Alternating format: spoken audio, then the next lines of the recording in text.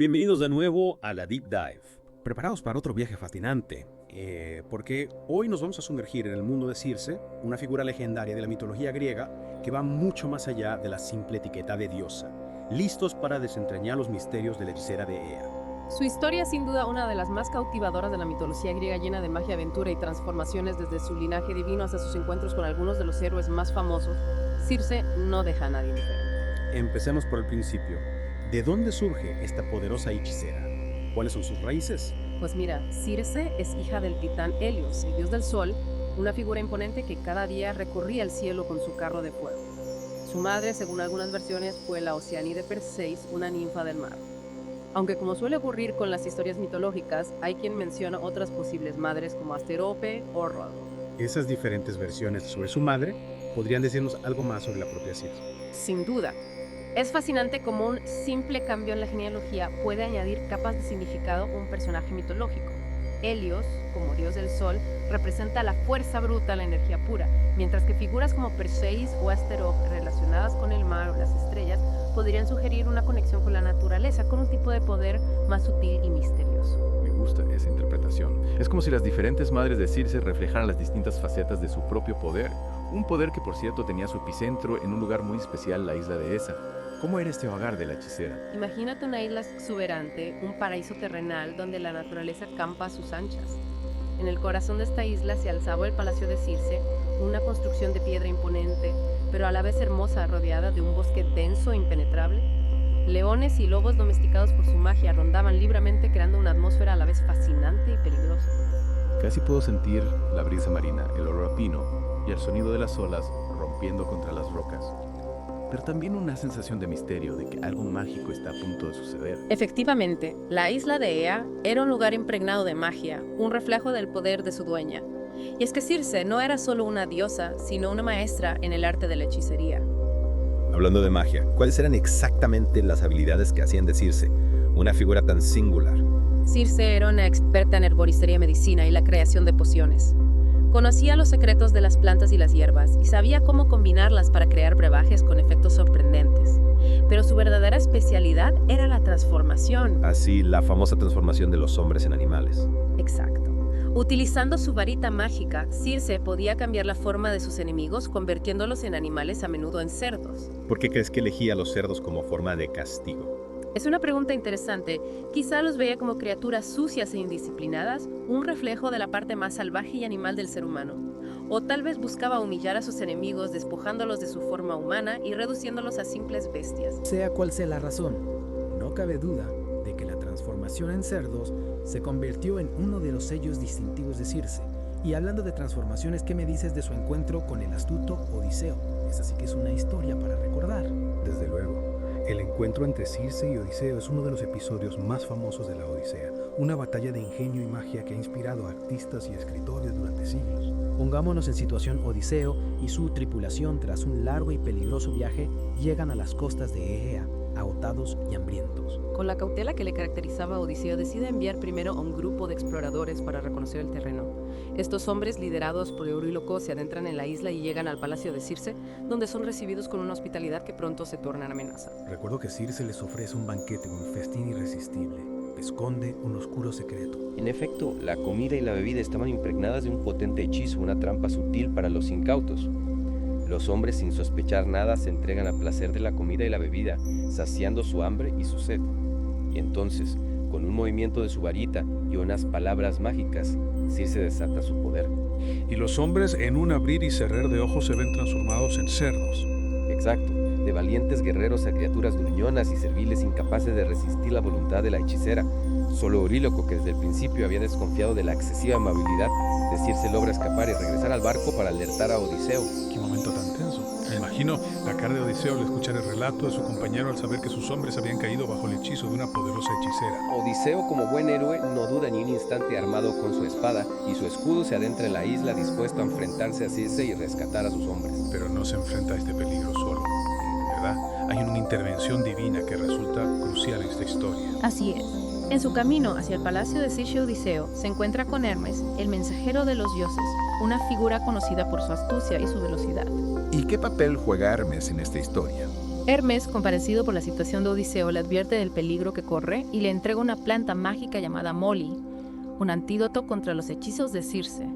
Con esta protección divina, Odiseo se siente más preparado para enfrentarse a la hechicera. El Moli, una planta mágica que anula los poderes de Circe. La historia se pone cada vez más interesante. ¿Qué ocurre cuando Odiseo llega al palacio? La tensión se puede palpar en el ambiente. Odiseo, armado con su espada y con el Moli como escudo mágico, se planta frente a Circe. La hechicera, acostumbrada a doblegar la voluntad de todos los que se atrevían a desafiarla, intenta hechizar a Odiseo, pero esta vez su magia falla. ¡Qué momento tan emocionante! La hechicera por primera vez se encuentra con un oponente que puede resistir sus poderes. Efectivamente, Circe, sorprendida e intrigada por la resistencia de Odiseo, se ve obligada a bajar la guardia. La planta Moli ha neutralizado su magia, revelando su vulnerabilidad. Y Odiseo, con su valentía y su astucia, ha logrado vencer el primer obstáculo. Ha desarmado a la hechicera, no con la fuerza bruta, sino con la inteligencia y la ayuda de los dioses. Es un momento crucial en la historia, un punto de inflexión que marca el inicio de una relación compleja y fascinante entre estos dos personajes tan diferentes. ¿Qué ocurre después? ¿Circe se venga de Odiseo por haberla desafiado? ¿O hay un giro inesperado en la historia? Esa es una pregunta que desvelaremos en la próxima parte de nuestra inmersión en el mundo de Circe, la hechicera de Dea. No os perdáis la continuación de esta apasionante aventura mitológica, porque aún quedan muchos secretos por descubrir. Retomamos nuestra inversión en el fascinante mundo de Circe. La dejamos la última vez frente a Odiseo, desarmada por la astucia del héroe y la protección divina del Moli. ¿Qué ocurre después de este enfrentamiento? ¿Cómo reacciona Circe ante esta inusual derrota? Es una pregunta intrigante. Imagino que una hechicera tan poderosa como Circe no estaría acostumbrada a que la desafiaran y mucho menos a que la vencieran. Tienes razón. Circe, acostumbrada a imponer su voluntad, se encuentra de repente con un hombre que no se doblega ante su magia, un hombre que la mira a los ojos con valentía sin miedo, y en lugar de la furia que uno podría esperar, surge en ella una mezcla de curiosidad y admiración. Admiración. Es un giro inesperado sin duda. ¿Acaso la poderosa hechicera se siente atraída por el astuto Odiseo? Parece que sí. La historia nos cuenta que Circe, despojada de sus armas mágicas, invita a Odiseo a un banquete, esta vez sin hechizos ni engaños, un banquete entre iguales donde la conversación fluye y las barreras se desvanecen. Suena a un encuentro cargado de tensión y de posibilidades. ¿Qué ocurre durante ese banquete? ¿Cómo evoluciona la relación entre Circe y Odiseo? Es un momento clave en la historia. Imagínate a estos dos personajes tan diferentes compartiendo una mesa. Odiseo, el héroe curtido en 1000 batallas, con la mirada puesta en su garita, es Circe, la hechicera poderosa y solitaria, dueña de una isla mágica, pero anhelando quizá algo más que el poder. Es una imagen fascinante. Dos almas solitarias, cada una con sus propias heridas y anhelos, encontrándose en un punto crucial de sus vidas. Exactamente. Y a medida que comparten historias y confidencias, surge entre ellos una conexión inesperada, una mezcla de atracción física e intelectual que los lleva, digamos que pasan un tiempo juntos en la isla. Un tiempo que se prolonga bastante, ¿verdad? Si no recuerdo mal, Odiseo y su tripulación permanecen en la isla de Ea durante un año entero. Así es. Un año que Odiseo, en teoría, debería haber dedicado a regresar a Ítaca, a su esposa Penélope y a su hijo Telémaco. Pero la isla de Circe, con su belleza y su magia, parece tener un poder de atracción irresistible. Es como si Odiseo, por un momento, se olvidara de su objetivo principal, seducido por el encanto de Circe y la tranquilidad de la isla. Podríamos decir que sí. Y no solo Odiseo, la tripulación liberada del hechizo de Circe y disfrutando de la hospitalidad de la isla, también parece haber perdido la prisa por regresar a casa. Es comprensible.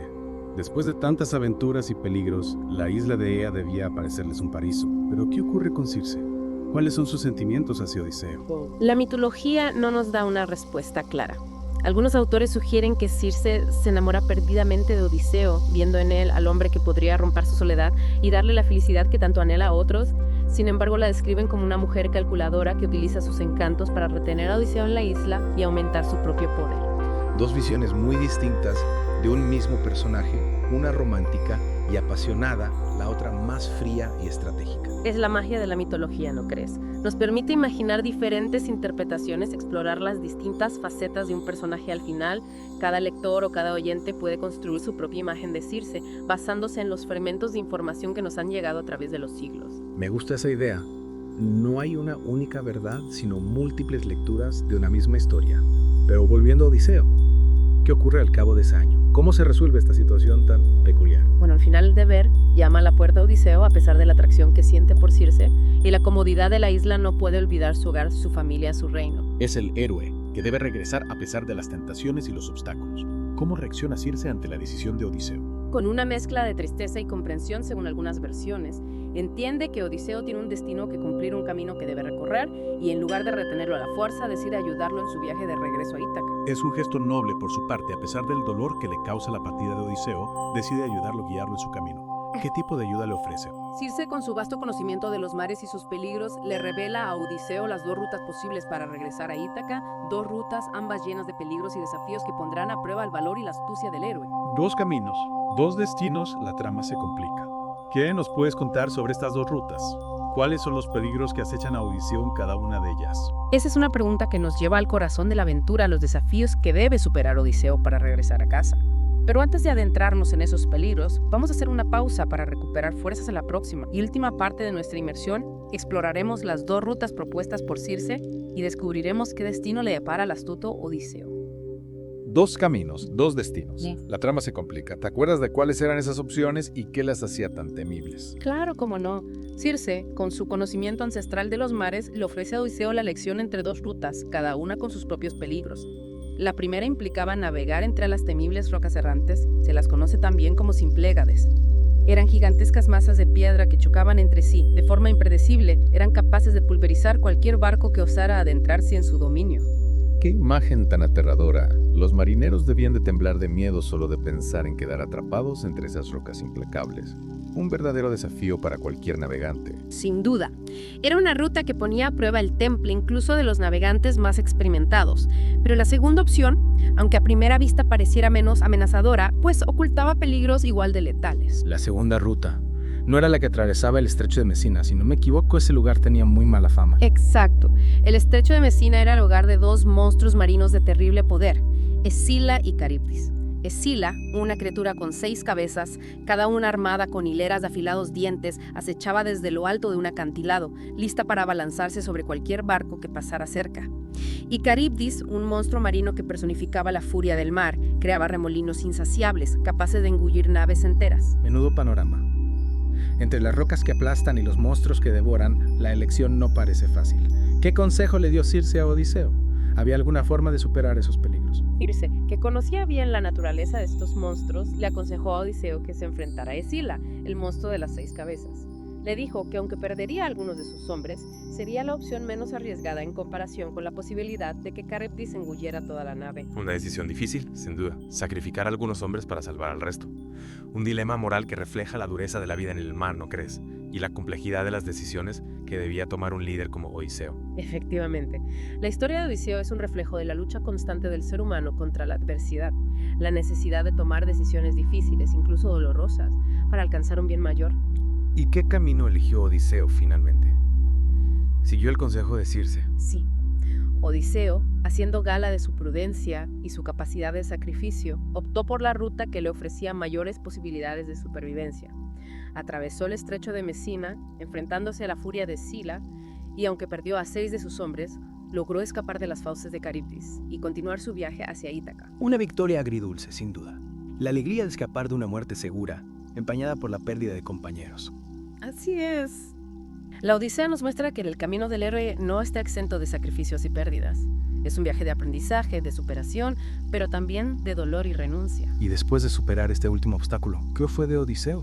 ¿Logró finalmente regresar a Ítaca? Sí, tras muchos años de aventuras y desventuras, Odiseo finalmente logró pisar tierra firme en su amada Ítaca. Allí le esperaba un último desafío: recuperar su reino, su hogar, su familia. Pero esa es otra historia, un capítulo aparte en la fascinante saga de Odiseo. Y nosotros, por hoy, dejamos aquí nuestra inmersión en el mundo de Circe, una figura fascinante, llena de misterio y contradicciones, que nos ha permitido explorar temas como el poder, la seducción, la transformación y la lucha por la supervivencia.